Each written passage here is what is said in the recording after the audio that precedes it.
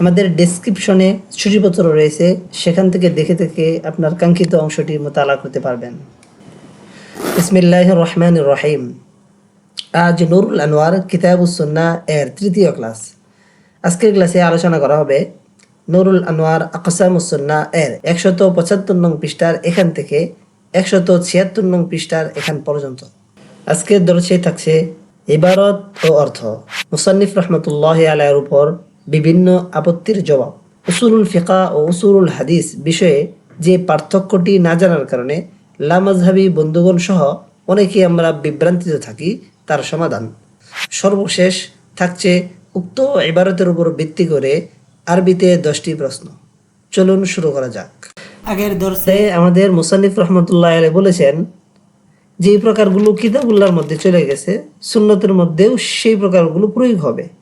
যেহেতু সুন্নতের মধ্যে এই প্রকারগুলো প্রয়োগ হচ্ছে, তাই তিনি পুনরায় সেগুলো আনছেন না।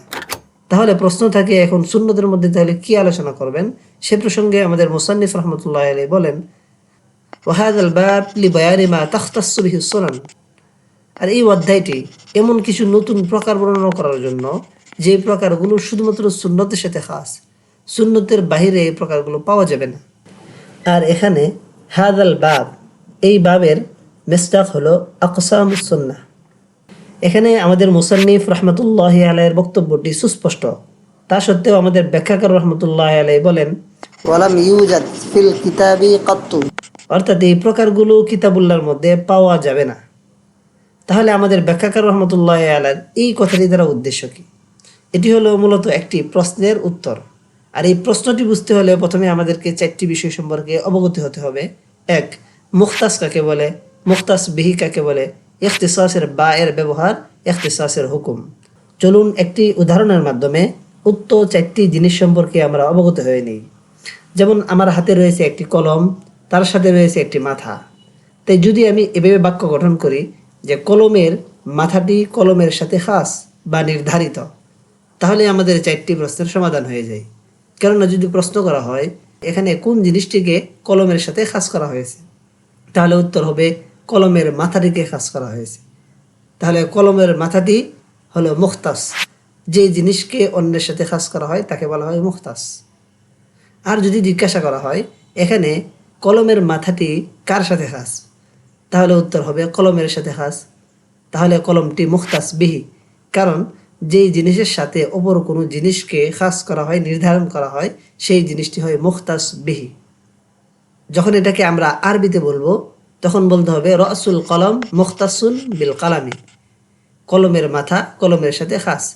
এখানে যে বিল কালামি এই শব্দের শুরুতে বাটি রয়েছে, এটি হলো ইখতিসাসের বা। আর ইখতিসাসের বাটি মুখতাস বিহির সাথে সাধারণত এসে থাকে। তাই এখানে রাসুল কলম হলো মুখতাস, আর বিল কালামের মধ্যে কলমটি হলো মুখতাস বিহি, আর তার শুরুতে বা এসেছে।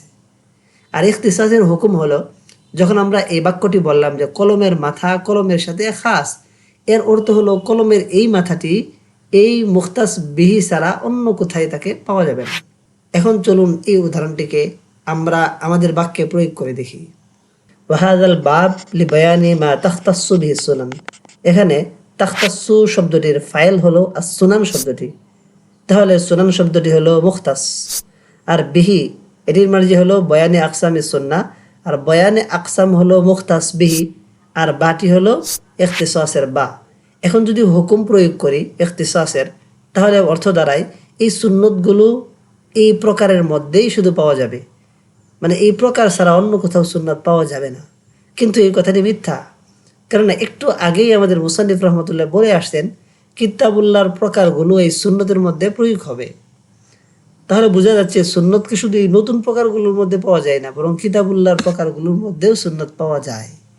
তাই এই প্রশ্নটির জবাব দেওয়ার জন্যই আমাদের ব্যাখ্যাকার রহমতুল্লাহ আলাইহি ওয়ালাম ইউজাদ ফিল কিতাবি কাত্তু এই শব্দটি এনেছেন। কিভাবে জবাব দিলেন এই শব্দের মাধ্যমে? জবাবের সারাংশ হলো, এখানে যে ইখতিসাসের বা এর ব্যাপারে বলা হয়েছে যে তার বাটি মুখতাস বিহির শুরুতে আসে এবং সেই অনুযায়ী অর্থ হয়, এটি মূলত একটি কায়দায়ে কুল্লিয়া না, বরং অধিকাংশ ক্ষেত্রে এই কায়দাটি প্রযোজ্য, এর বিপরীত হতে পারে। যেমন আরবগণের বক্তব্য খাসাস্তু ফুলানান বিযিকরি, আমি অমুক ব্যক্তিকে বিশেষভাবে উল্লেখ করেছি। এই বক্তব্যের মধ্যে দেখেন ব্যক্তিকে এই বক্তব্যের সাথে উল্লেখ করার কথা বলা হচ্ছে, অথচ ব্যাপারটার উল্টা, ব্যক্তিকে তার বক্তব্যের সাথে বিশেষ করা হয় না, বরং বক্তব্যকে ব্যক্তির সাথে বিশেষ করা হয়। ঠিক মুসান্নিফ রহমতুল্লাহ আলাই এখানেও এই কাজটি করেছেন। মুখতাস বিহির শুরুতে বা আসলেও এখানে মুখতাসের শুরুতে বা আসলে যে অর্থটি দিত সেই অর্থে এখানে ব্যবহার করেছেন। এটাকে পরিষ্কার করে আমাদের ব্যাখ্যাকার বলেছেন, ওয়ালাম ইউজাদ ফিল কিতাবি কাত্তু, এই প্রকারগুলো কিতাবুল্লাহর মধ্যে পাওয়া যাবে না, এই সুন্নতগুলো কিতাবের মধ্যে পাওয়া যাবে না, এটা অর্থ নয়। এখানে যদি আবার প্রশ্ন করা হয় যে কিভাবে মুসান্নিফ রহমতুল্লাহ আলাইহি বললেন যে এই প্রকারগুলো সুন্নতের সাথে খাস, অথচ আমরা আকসামুস সুন্নাহর প্রকারগুলো পর্যালোচনা করলে দেখব সেখানে মুতাওয়াতির রয়েছে, নসখ রয়েছে, এই ধরনের অনেক বিষয় রয়েছে যেগুলো কিতাবুল্লাহর মধ্যে পাওয়া যাচ্ছে। তাহলে কিভাবে বলা যায় যে এই প্রকারগুলো সব সুন্নতের মধ্যে খাস, সুন্নত ছাড়া অন্য জায়গায় এগুলো পাওয়া যাবে না? এটার উত্তরে বলা যাবে যে ইখতিসাস দুই প্রকার, ইখতিসাসে হাকিকি, ইখতিসাসে ইজাফি। এখানে মূলত মুসান্নিফ রহমতুল্লাহ আলাইহি ইখতিসাসে ইজাফি উদ্দেশ্য নিয়েছেন। আর ইখতিসাসে ইজাফির মধ্যে মুখতাসের সকল প্রকার মুখতাস বিহির মধ্যে পাওয়া শর্ত না, বরং অধিকাংশ বা কিছু প্রকার পাওয়া গেলেই ব্যবহারটি শুদ্ধ হয়। কিন্তু ইখতিসাসে হাকিকির মধ্যে মুখতাসের সকল প্রকার মুখতাস বিহির মধ্যে পাওয়া শর্ত। এরপর আমাদের মুসান্নিফ রহমতুল্লাহ আলাইহি আকসামুস সুন্নাহ এর প্রকার বর্ণনা করে বলেন, যালিকা আরবাতু আকসামিন, আর তা চার প্রকারে বিভক্ত। এখানে যালিকা এর মুশারুন ইলাই হলো ওয়াহাদাল বাব লিবায়ানি মা তাখতাসু বিহিস সুনান, এর মধ্যে বয়ানে আকসামটি। আর এখানে যালিকা আরবাতু আকসামিন, এই আরবাতু আকসামিনের মেসদাক হলো যা সামনে আসছে, সামনে চারটি প্রকার। প্রথম প্রকারের মধ্যে রয়েছে কাইফিয়াতুল ইত্তিসাল, দ্বিতীয় প্রকারের মধ্যে রয়েছে ইনকিতা, তৃতীয় নম্বরের প্রকারের মধ্যে রয়েছে মুহাল্লে খবর, চতুর্থ প্রকারের মধ্যে রয়েছে নফসে খবর। আবার এই প্রত্যেকটিরই আবার বিভিন্ন বিভাগে ভাগ রয়েছে। যেমন ইত্তিসালের মধ্যে রয়েছে ইত্তিসালে কামেল, দ্বিতীয় ইত্তিসাল ফিহি শুবহাতুন সূরাতান, তৃতীয় ইত্তিসাল ফিহি শুবহাতুন সূরাতান ওয়া মা'নান। আবার ইনকিতায়ের মধ্যে রয়েছে ইনকিতায়ে যাহির, ইনকিতায়ে বাতিন। ঠিক অন্য অন্য প্রকারগুলোর মধ্যে বিভিন্ন প্রকার রয়েছে যা আমরা সামনে আলোচনা করব ইনশাআল্লাহ। আর এখানে মুসান্নিফ রহমতুল্লাহ এর বক্তব্য আরবাতু আকসামিন এর ব্যাখ্যায় আমাদের ব্যাখ্যাকার রহমতুল্লাহ আলাইহি বলেন আই আরবাউ তাকসিমাতিন, অর্থাৎ মুসান্নিফ রহমতুল্লাহ আলাইহি এখানে আকসাম শব্দ দ্বারা তাকসিম উদ্দেশ্য নিয়েছেন। কিভাবে বোঝা গেল? সাধারণত আকসামের প্রত্যেকটি আফরাদের মধ্যে নিসবত থাকে তাবায়ুন। যেমন কালিমার প্রকার ইসিম ফেল হরফ, এর মধ্যে ইসিম ফেল হরফ প্রত্যেকটি একটি একটির সাথে সম্পর্ক নিসবতে তাবায়ুন। অথবা প্রত্যেকটি আফরাদের মধ্যে সম্পর্ক থাকে তাওয়াফুক, যেমনটি কিতাবুল্লাহর আলোচনার মধ্যে চলে গেছে খফি, মুশকিল, মুজমাল, মুতাশাবে, এগুলোর মধ্যে প্রত্যেকটি আফরাদের সম্পর্ক তাওয়াফুকের। এছাড়াও আরেকভাবে চেনা যায় যে আফরাদগুলো মূলত শখসিয়াতের পর্যায়ে থাকে অথবা নওয়াইয়াতের পর্যায়ে থাকে, এগুলো জিনসিয়াতের পর্যায়ে থাকে না। তাই যখন কোনো আফরাদের জিনসিয়াতের মতো বিভিন্ন প্রকারে ভাগ হবে তখন বোঝা যাবে এটি যার প্রকার সেটি আকসাম নয়, মূলত সেটি তাকসিম। তাই ব্যাখ্যাকার রহমতুল্লাহ আলাইহি এই তৃতীয় পদ্ধতিটির দিকে ইঙ্গিত করে বলেন ওয়া তাহতা কুল্লি তাকসিমিন আকসামুন মুতাআদ্দাদাতুন, এখানে প্রত্যেকটি তাকসিমের অধীনে আরও বিভিন্ন আকসাম রয়েছে। তাই প্রমাণিত হলো এখানে মুসান্নিফ রহমতুল্লাহ আলাইহি আকসাম বলে তাকসিম উদ্দেশ্য নিয়েছেন।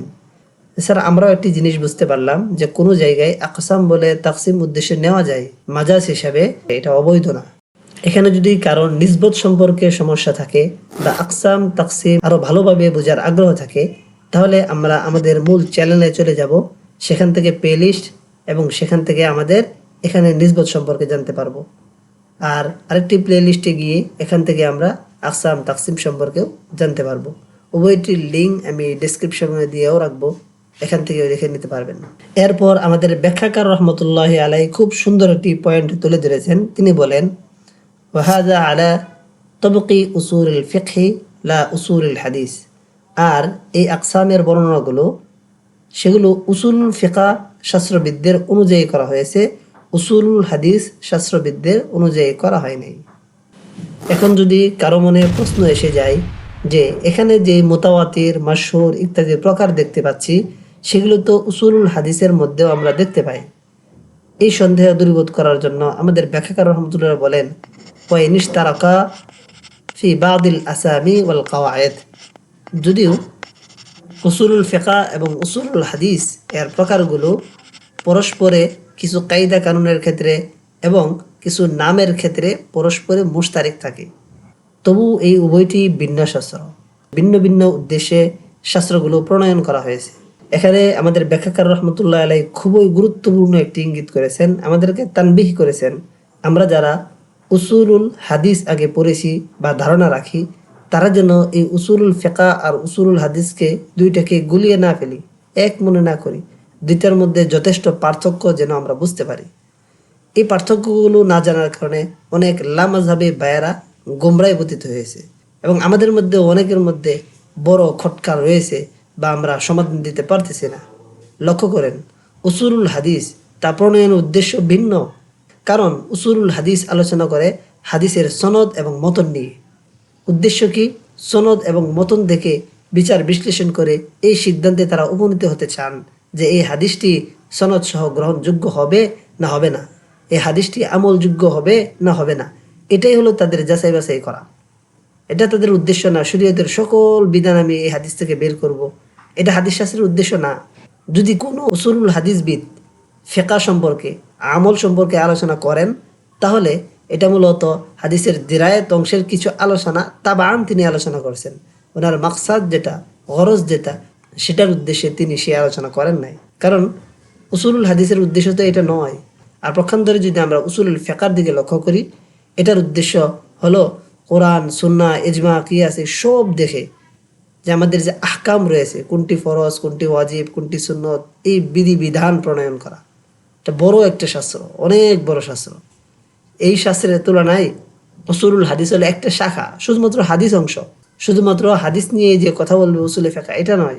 সে কিতাবুল্লাহ নিয়ে কথা বলবে, হাদিস নিয়ে কথা বলবে, ইজমা নিয়া, কিয়াস নিয়া, ওই জামানার হাল হাকিকত সব বিচার বিশ্লেষণ করে তারপর একটা জিনিস মানুষের কতটুকু আমলযোগ্য, ইবাদত কতটুকু গুরুত্বপূর্ণ, সেই বিষয় নিয়ে আলোচনা করে। তাহলে বোঝা যাচ্ছে যে উসুলুল ফিকহ এবং উসুলুল হাদিস এর মধ্যে নিসবত হলো উমুম, খুসুস, মুতলাক এর নিসবত। উসুলুল হাদিস এটা হলো খাসে মুতলাক, আর উসুলে ফিকহ এটা হলো আম, ব্যাপক। দেখেন, শুধুমাত্র হাদিস দ্বারা কিভাবে পূর্ণ শরীয়তটাকে বোঝা যাবে? এটা সম্ভব না। কারণ এটা কি আমি প্রমাণ করতে পারবো হাদিস দ্বারা যে এই কোরআন যেটা রাসূল সাল্লাল্লাহু আলাইহি ওয়াসাল্লামের উপর নাজিল হয়েছে, এটাই আমার সামনে যে কোরআন আছে, এটা বুখারী, মুসলিম, তিরমিজি, আবু দাউদ ইত্যাদি কোনো কিতাব থেকে আমি দেখাইতে পারবো যে সেই কিতাবের একটি বর্ণনা আছে যে আবু হুরায়রা রাদিয়াল্লাহু তাআলা আনহু বা অমুক সাহাবী বলছেন যে এটা ওই কোরআন, বিসমিল্লাহ থেকে শুরু করলেন, একবারে নাস পর্যন্ত গেলেন এবং বললেন এই যে পাঠ করলাম এই সম্পূর্ণ কোরআন এটা হলো জিবরাইল আলাইহিস সালাম রাসূল সাল্লাল্লাহু আলাইহি ওয়াসাল্লামের উপর নাজিল করেছেন। কোনো হাদিস দ্বারা তো এভাবে প্রমাণ করতে পারবো না। বরং আমরা বিভিন্ন কোরআনের আয়াতের ব্যাখ্যা হাদিস দ্বারা প্রমাণ করতে পারবো, কিন্তু আলাদাভাবে তো আমরা শুধু হাদিস দিয়ে প্রমাণ করতে পারবো না। এটার জন্য তো আমাদের কোরআন, সুন্নাহ, ইজমা, কিয়াসের সাথে সাথে ওই পরিবেশগুলো বুঝতে হবে। 5 ওয়াক্ত নামাজ দেখেন, কিন্তু এই 5 ওয়াক্ত নামাজ এটা ফরজ, অস্বীকার করলে কাফের হয়ে যাবে, এই কথা কোরআনের। এটা উসুলুল হাদিস শাস্ত্রবিদদের, তারা কোরআন, হাদিস, ইজমা, কিয়াস, পরিবেশ সব কিছু দেখে এটার উপর এজমা হয়েছে, এই এজমার উপর ভিত্তি করে আমরা বলি। এজন্য আমাদের ওলামায়ে কেরাম বলেন, কোরআন হাদিসের গভীর জ্ঞান অর্জন করতে আর তামহিদ কিতাব, আল ইস্তিজকার কিতাব, তহাবী রহমতুল্লাহ শরহ মাআনিল আসার, শরহ মুশকিলুল আসার, এই ধরনের আমলি যেই কিতাবগুলো রয়েছে সেগুলো মোতাআলা করতে বলেন। এই ইবারতের উপর ভিত্তি করে 10টি যে আরবিতে প্রশ্ন রয়েছে এগুলো এখন আমি পাঠ করতেছি। 1 নং প্রশ্ন, মা মিসদাকু হাযাল বাব ফি কাউলিহি ওয়া হাযাল বাব ইলা আখিরিহি। এখানে মুসান্নিফ রাহমাতুল্লাহির বক্তব্য ওয়া হাযাল বাব ইলা আখিরি শেষ পর্যন্ত এই বাক্যের মধ্যে বাব এর মিসদাক কি। 2 নং প্রশ্ন, মা মানাল ইখতিসাস ওয়া মা হুকমুহু। ইখতিসাসের অর্থ কি, এর বিধান কি? আইনিল মুখতাসা ওয়াল মুখতাসা বিহি হাহুনা। এখানে মুখতাস বিহি কোনটি, মুখতাস কোনটি, এটি নির্বাচন করো। 3 নং প্রশ্ন, মাযা আরাদা আশ-শারিহ রাহিমাহুল্লাহ তাআলা বিকাউলিহি ওয়া লাম ইউজাদ ফিল কিতাবি। আমাদের ব্যাখ্যাকার রাহমাতুল্লাহির বাণী ওয়া লাম ইউজাদ ফিল কিতাবি, আমাদের ব্যাখ্যাকার রাহমাতুল্লাহির উক্ত ইবারত দ্বারা উদ্দেশ্য কি? 4 নং প্রশ্ন, আল মুতাওয়াতির ইউজাদু ফিল কিতাবি আইযান ফাকাইফা ক্বালা আশ-শারিহ রাহিমাহুল্লাহ তাআলা ওয়া লাম ইউজাদ ফিল কিতাবি কাত্তু। মুতাওয়াতিরকে কিতাবুল্লাহর মধ্যে পাওয়া যায়, তাহলে আমাদের ব্যাখ্যাকার রহমতুল্লাহ কিভাবে বললেন এগুলো কিতাবুল্লাহর মধ্যে পাওয়া যাবে না? প্রশ্ন কাম কিসমান লিল ইখতিসাস ওয়া মা হিয়া, ইখতিসাস কত প্রকার এবং সেগুলো কি? বিআই কিসমিন উরিদাহা হুনা, এখানে কোন প্রকার উদ্দেশ্য নিয়েছেন? 6 নং প্রশ্ন কাউলুহু ওয়া যালিকা আরবাতু আকসামিন ইলা মা আশারা আল মুসান্নিফু বিযালিকা, এখানে যালিকা শব্দ দ্বারা আমাদের মুসান্নিফ রাহমাতুল্লাহ কোন দিকে ইঙ্গিত করেছেন? 7 নং প্রশ্ন মা মানাল আকসাম ওয়াত তাকসিম ওয়া মাল মুরাদ বিল আকসাম হা হুনা ওয়া লিমা, আকসাম অর্থ কি, তাকসিম অর্থ কি, এখানে আকসাম দ্বারা কি উদ্দেশ্য এবং কেন, কিভাবে বোঝা গেল? 8 নং প্রশ্ন মাল মুশারু ইলাইহি লিহাযা ফি কাউলি হাযা আলা তুরকি উসুল আল ফিকহি, হাযা আলা তুরকি উসুল আল ফিকহি এর মাঝে হাযা এর মুশারুন ইলাই কি? 9 নং প্রশ্ন মা মানা উসুল আল ফিকহি ও উসুল আল হাদিস ওয়া মাল ফারকু বাইনহুমা, উসুল আল ফিকহের অর্থ কি, উসুল আল হাদিসের অর্থ কি এবং এই দুটির মধ্যে পার্থক্য কি? 10 নং প্রশ্ন ওয়া ইন ইশতারাকা ফি বা'দ আল আসামি ওয়াল কওয়ায়েদ, যদি উসুল ফিকহ উসুল হাদিস এই দুইটি নাম এবং কিছু কায়দা কারণের ক্ষেত্রে মুশতারেক, হাতি মিসালান আলা যালিক, এটার উপর একটি উদাহরণ নিয়ে আসো। আজ এই পর্যন্তই। আসসালামু আলাইকুম ওয়া রাহমাতুল্লাহ।